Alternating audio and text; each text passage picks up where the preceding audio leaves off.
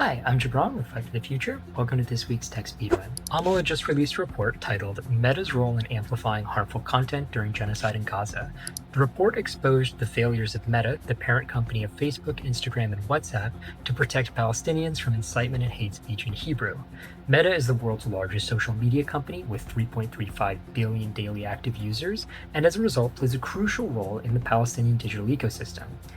But the company has failed to meet its responsibilities by allowing inciting and dehumanizing Hebrew content to proliferate, including posts from Israeli politicians and government officials, while simultaneously imposing heightened restrictions on Palestinian content through removals, account suspension, and systematic algorithmic penalties.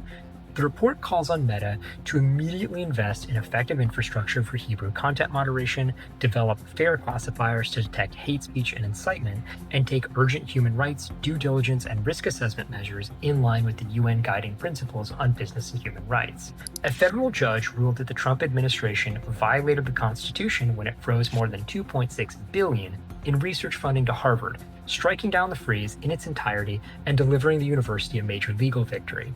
The standoff between Harvard and Trump began in late March when federal agencies sent the university a letter imposing conditions on billions of dollars in grant commitments. The Trump administration demanded that Harvard eliminate diversity, equity, and inclusion programming and ban masks at protests to avoid losing its federal funding.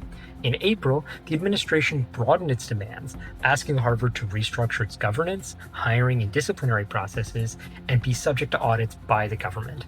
When Harvard rejected these conditions, the Trump administration responded just hours later by cutting $2.2 billion in federal funding and then continued to turn up the pressure by pulling hundreds of millions more.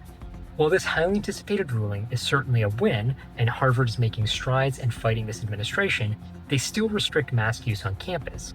Campus mask bans threaten public health, privacy, and protest rights. Take action to fight bans at stopcampusmaskbans.com. Google dodged a $2.5 trillion breakup.